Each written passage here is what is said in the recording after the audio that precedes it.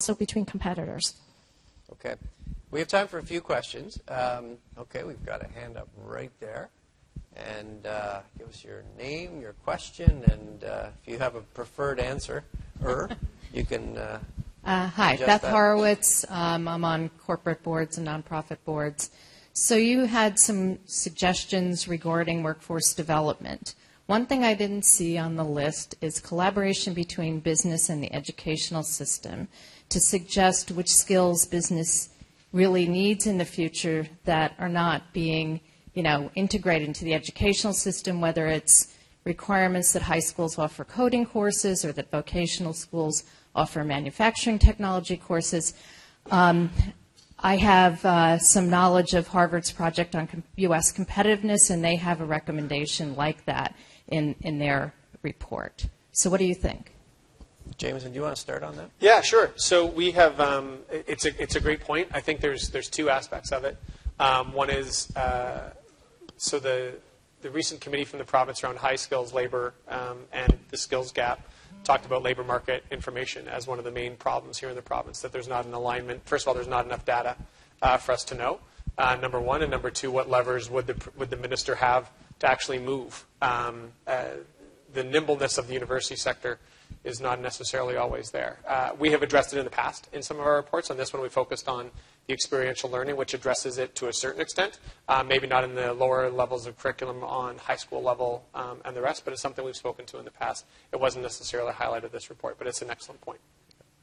I think in terms of there's a lot of attention on STEM skill sets, which absolutely necessary. I mean, you're hiring these people.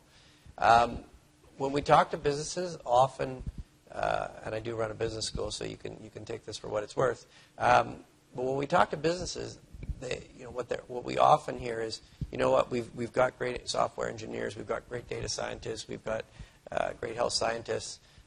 What we're having trouble on is people that finding the expertise we need in product development, in sales, people that can help me build that business, understand the science, but then know how to scale up the business. So that's certainly something that we're working on here, and it's a message I often send to Queen's Park that you're going to need. We need those deep science skills, those data skills, those statistical skills, but we also need business training that understands what they can do to create value. And if I could link your comment as well back with the branding comment earlier. I think the challenge with the Ontario brand right now is there's multiple brands, and I think we're probably selling the wrong brand. I think we take great pride in the society in which we live. It's safe, it's tolerant, there's free health care, there's a wonderful education system. And those are probably a lot of the reasons that companies end up staying, but it's not the original reason they come. The original reason they come is there's great science. When you heard the Thomson Reuters announcements in the province, they came because there were people.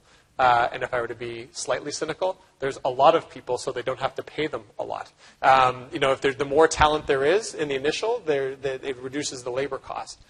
So the face we put out to the world needs to be more about that talent, which could then trickle down to what choices do you need to make on a public policy perspective to drive that brand, to drive up that talent, to have more people that JLABS can hire. I want to get another question or two in. Yep. One of the themes that came up today in the report was the idea of government funding really focusing on those areas that are doing well and have the potential to expand.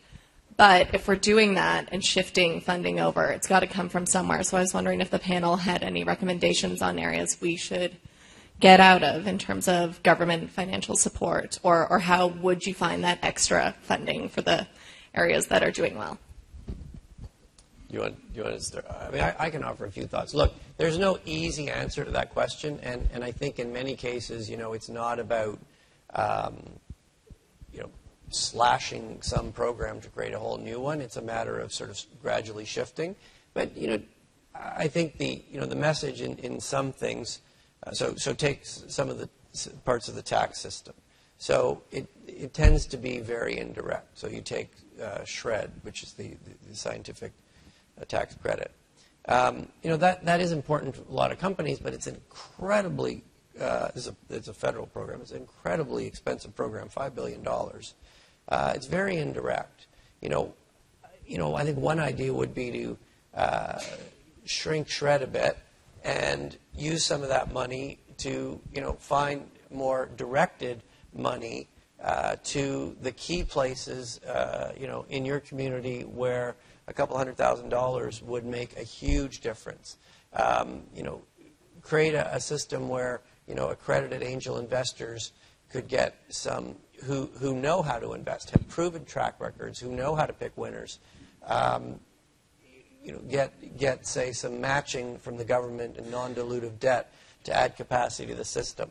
So find some ways that would take money that's being very, very indirect, which I think, I'm trained as an economist. We like to think, the market will solve all the problems, and if we do it indirectly, we don't want to pick winners. But, the reality is we are small. It's a winner-take-all global marketplace. We have to concentrate our efforts. So, that's an example of a program you could probably skinny down a bit and free up some money for some more directed things. There's other, another tax example is the one that Jamison mentioned, where we basically sort of created a hurdle to encourage companies to stay small because they hit a higher tax. Now, it's going to be hard just to raise the corporate tax on small business, but over time, if we could take our opportunities, we could slowly bring the two in line, and we take away this bias, this encouragement to stay small. So those would be a couple examples in the tax system. I don't know if you have another favorite example. Well, I'll let you guys talk first about which industries you'd like to cut. I'm joking. No? All right, I'll go. So I have three. Number one would be, and we've talked about it before, there's $1.5 billion flowing through the Jobs and Prosperity Fund to attract companies to the province of Ontario. It's not that that's not an idea without merit. I just don't know if that's the best way to spend $1.5 billion. So that's one place. The second one would be the infrastructure fund.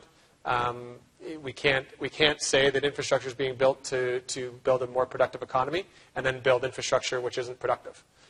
So I would watch as Canadians, where are we spending that money, and if it's not moving goods, people, and services faster for the purpose of growing GDP. My son disagrees with me on this policy thrust. Building yet another hockey rink, while important, perhaps for the time being isn't what we should be doing.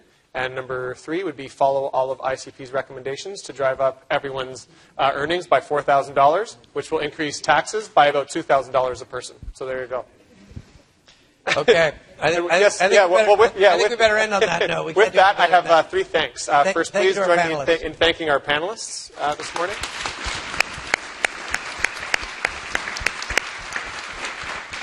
Secondly, as a former staffer, I have to say none of these things happen without the people who are actually sitting in the audience. The staff at ICP are amazing. Thank you for bringing the 15th annual report to life. And lastly, thank you to you for coming. The holiday season is almost upon us, so have a good one and a safe one. Thank you very much.